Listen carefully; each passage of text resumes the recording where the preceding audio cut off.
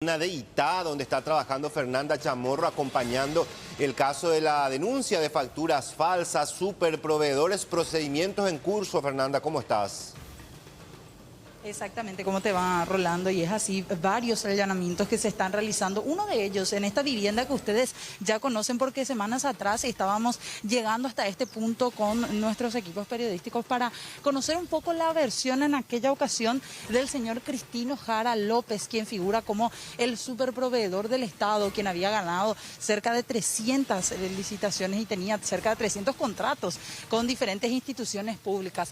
Toda esta investigación a raíz de la denuncia realizada por parte de la Subsecretaría de Estado de Tributación, en la que se hablaba en este sentido de supuestas facturas falsas que fueron emitidas en por lo menos obras realizadas a nombre de 17 municipios y una gobernación. Este es el trabajo operativo en la institución, en la vivienda, digo bien, pero del otro lado me quiero ir un poco para acercarme a la fiscal Liliana Alcaraz. Ella sigue conversando, dando algunos detalles también con respecto a cuáles son los trabajos, el operativo en general también que se está realizando en torno a esto, porque decimos, no solamente se está allanando esta casa, que es la que figuraba en la Dirección Nacional de Contrataciones Públicas, sino también estamos hablando de otros lugares, por ejemplo, uno en San Lorenzo y otros 4 a 5 allanamientos aquí en la ciudad de Itá. Escuchamos lo que está diciendo Liliana Alcaraz. Se está incautando una gran cantidad de documentación que van a ser analizados con posterioridad. Vemos que hay membretes incluso de la municipalidad y está entre estas facturas que se están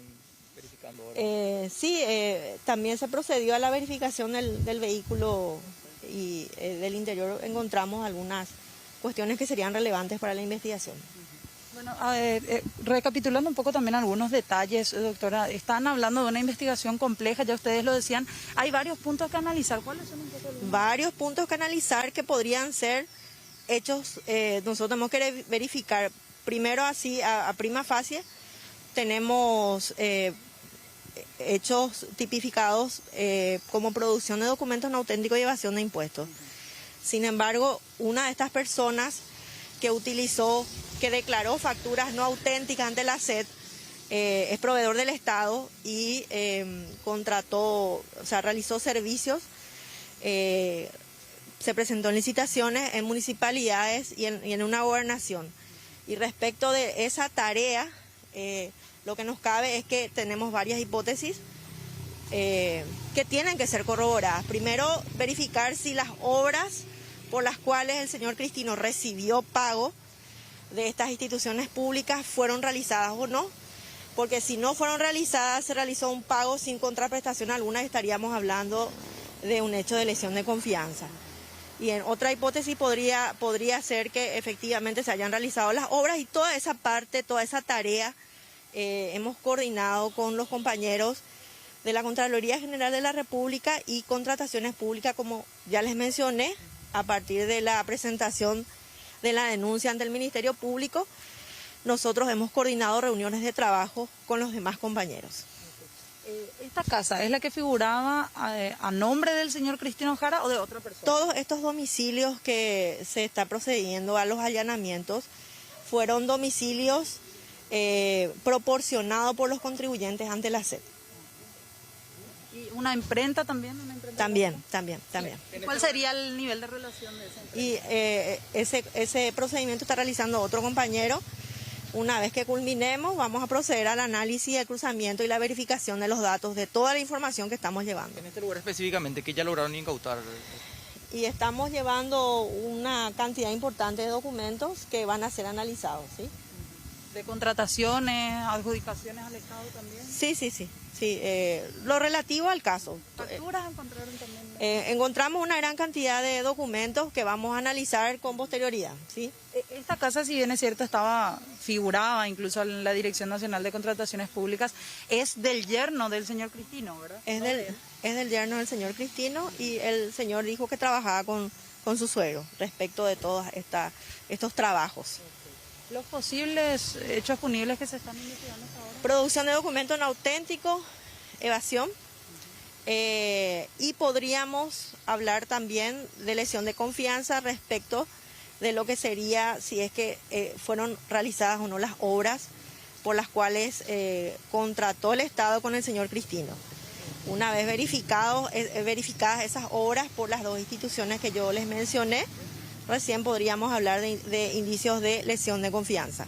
O sea, tenemos varios hechos, este es un esquema bastante grande y complejo y que como consecuencia involucró la participación de varias instituciones del Estado. El señor Nelson, supuestamente, según un concejal de Jesús de Tabarangüe, era el encargado de ir y pagar, por ejemplo, a los obreros que se encontraban haciendo obras. ¿Él también va a estar incluido dentro de esta investigación o qué puedo aportar? Todas las personas que tienen responsabilidad se van a formular las imputaciones correspondientes una vez que avancemos en la investigación. ¿Pero él pudo adelantar algo ya? Alguna información nos proveyó, pero me reservo esa información porque es crucial para nosotros realizar las verificaciones, ¿sí?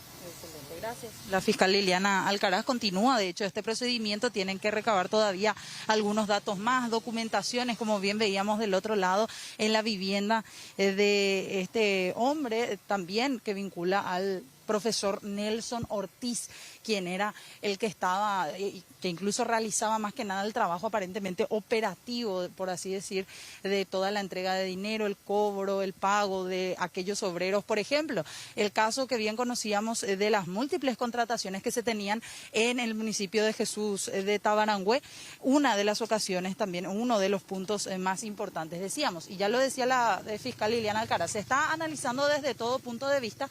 También se tendrá que tener muy en cuenta si es que finalmente las obras que le fueron adjudicadas a esta superproveedora fueron o no ejecutadas y finalizaron o no.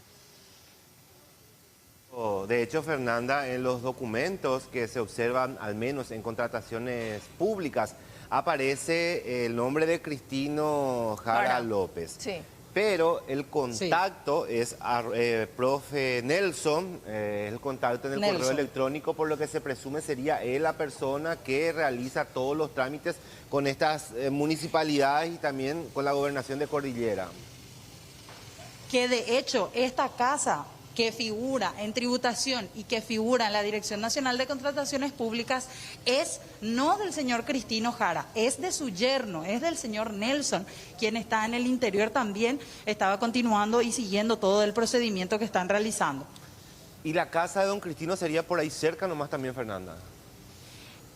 Y aparentemente sí, eso hay que verificar porque de hecho que se están haciendo otros procedimientos un poco más, por así decir, pequeños en otros lugares de la ciudad de Itá, nos decían, uno en la ciudad de San Lorenzo, que es en la imprenta gráfica, en donde aparentemente se habrían solicitado e impreso estas facturas supuestamente falsas, y uno en la ciudad de Asunción, que fue el que culminó ya hace un ratito, que hablaba de una verificación más que nada de una oficina.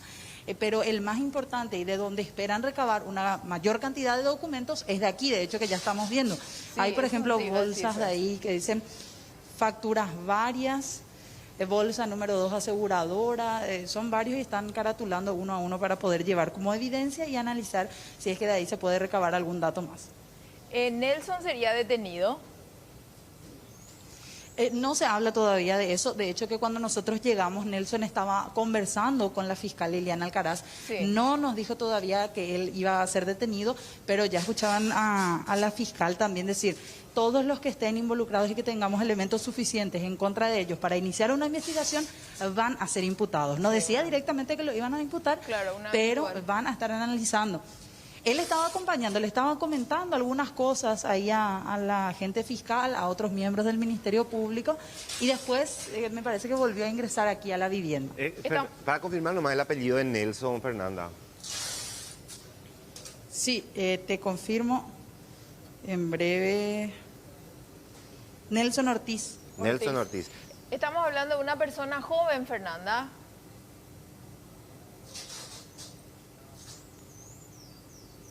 Sí, es una persona relativamente joven, Amalia. De hecho, que Mariano López, aquella vez que fue, habló con él desde el portón, no quería acercarse, como fue el caso de don Cristino. Sí. Y muchos dicen que él sería docente y que de alguna manera también, por lo menos en la denuncia que hicieron los responsables allí de la zona de Jesús de Tabarangüe, habían pedido que también se investigue porque tienen dudas de que él llegue a ejercer la docencia. Se lo conoce como profesor, pero al menos nada se sabe de sus actividades académicas al menos. Es una persona que sería el que realiza todos los contactos con los municipios, gobernaciones y demás, y que el don Cristino es una persona humilde, un pobre señor de 80 años que su nombre se utiliza para esta consultora San Miguel. Con tanto y el cerebro sería Nelson Ortiz entonces, ¿verdad? Hacia ahí apunta, y eso es al menos lo que decían también el concejal de Tabarangüe, apuntaba directamente a Nelson Ortiz como el responsable. Ahí vemos las imágenes en la compartida de Nelson Ortiz el día en que fuimos hasta la casa para dialogar con él, y esa sería la casa de Nelson. Y nos había mencionado también que enfrente sería la casa de don Cristino, una casa mucho más modesta, y de acuerdo a pobladores de Itá tendrían una quinta y otras cosas más allí alrededor. Pero lo que me sorprende es la cantidad de cosas que estamos viendo en imágenes, que están llevando bolsas y bolsas de documentos que seguramente van a ser peritadas. Seguro, seguro que sí, Rodi. Lo que sorprende también es que todavía no hayan tomado los recaudos, si están realmente 100% involucrados, ¿verdad? Hasta ahora son sospechas, y generalmente en este tipo de procedimientos se dan imputaciones. Primero se trata de peritar todo, confirmar, y después recién se toma este tipo de medidas. Ahora, también algo no menor que decía Fernanda, llegaron también ya la imprenta, porque de algún lado salieron esas facturas. Alguien fue a mandar imprimir esas facturas, entonces están llegando, están tratando de poder cercar a todos. De cruzar los datos de Exacto, ¿y por qué se centran en Cristino, en Nelson? Porque ellos son los que aparecen, Cristino en este caso, como proveedor del Estado y también vinculado a las 17 municipalidades y gobernación. No así los demás que no tienen vínculos con el Estado, por decirlo de alguna manera. Quizás este es el procedimiento más significativo que están haciendo a estas horas donde se encuentra la titular de la causa, Fernanda. Exactamente, por eso también es que vemos una gran cantidad de elementos que van a ser llevados. Hablamos de partes de la computadora también que era utilizada, los documentos como tal que están siendo agrupados, seleccionados, y también de este lado, por lo que estábamos observando, es donde se encuentra la oficina y es de donde van sacando los principales documentos. Figura incluso acá Consultora San Miguel, una oficina a un costado de la vivienda, de donde van sacando la gran cantidad de documentaciones, o las principales por lo menos. Decían, hace una semana aproximadamente, cuando hablábamos con Pablo Seitz, director de contrataciones públicas, y también con la gente de tributación, ellos decían, el ojo está puesto no solamente en esta superproveedora y la llamativa cantidad de contratos. Por ejemplo, también decía Seitz que de 89 adjudicaciones solamente en 9 ellos tuvieron un competidor. Las demás ganaron porque eran los únicos oferentes.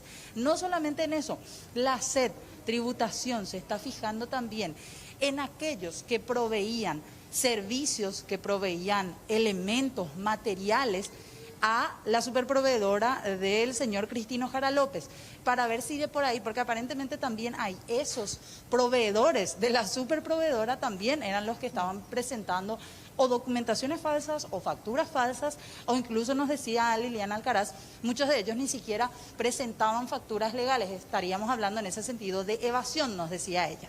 Claro, y Fernanda, Amalia, recordarán que la semana pasada publicábamos la entrevista con este que fue limpiavidrio, albañil también, que supuestamente llegó a emitir facturas por más de 50.000 millones de guaraníes, y justamente había facturado para don Cristino.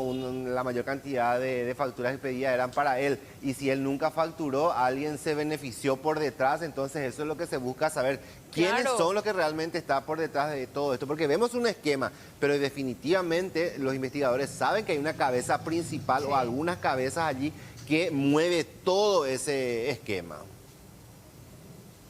Es así, fíjense, y haciendo nomás el repaso ahí también para la gente que se va sumando. Desde el 2014, Cristino Jara consiguió 295 contratos, superan los 50.000 millones de guaraníes en total.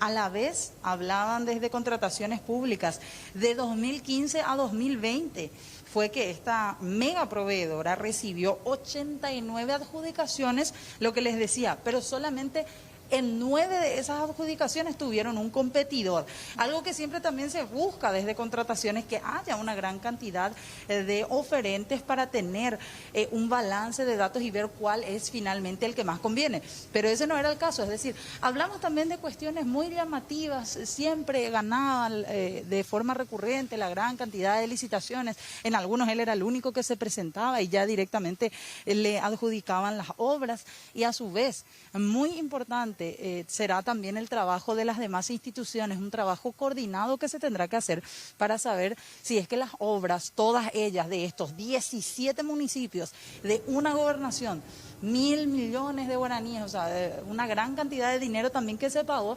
se tiene que averiguar si es que todas las obras concluyeron o si están en buenas condiciones. Ahora también claro, a eso justamente iba Fernanda, porque decía Pablo Sey que tienen 90 días para verificar las obras que habrían sido adjudicadas a la empresa que supuestamente le pertenece a Cristino Jara López, y allí se va a saber si finalmente se hicieron. Tenemos ya un ejemplo, el caso de Jesús de Tabalangüe, que es uno de los municipios que aparece, donde todo quedó en ruinas, escuelas, caminos, reparación de ambulancias. Si bien se pagó la totalidad de algunas obras, nunca se llegaron ni siquiera a realizar en un 10% como máximo, y quedaron allí en ruinas totalmente. Lo que se busca ahora es saber cómo está la situación en otros municipios. Algunas cosas, claro que se va a poder constatar, pero otras, ya nos adelantaba también, difícilmente, porque estamos hablando de pintura o pequeñas reparaciones que también se había pagado en su momento, y como Parte ya lo decía, eléctrica. esto viene de hace mucho tiempo. Exactamente, reparaciones pequeñas también que hacían a estructuras edilicias, como la parte eléctrica. Claro, esas cosas, por ejemplo, va a ser mucho más difícil, y hay que ver también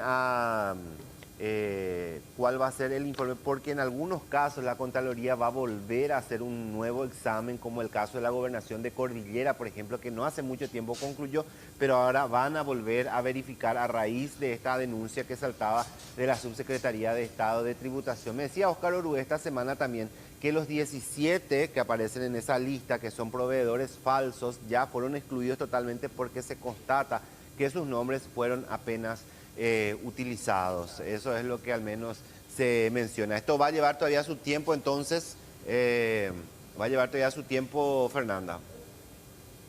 Sí, hace cuestión de 1 hora y media aproximadamente, si no es un poquito más, empezado el procedimiento, pero tienen que hacer el levantamiento de todos los documentos posibles, porque más que nada la investigación se va a basar en eso, además de la verificación de las obras también, para ver si hay una responsabilidad desde el ámbito penal solamente por la evasión, por la emisión de facturas falsas, o si también involucra a la labor como tal de las instituciones públicas, si hubo realmente lesión de confianza o no.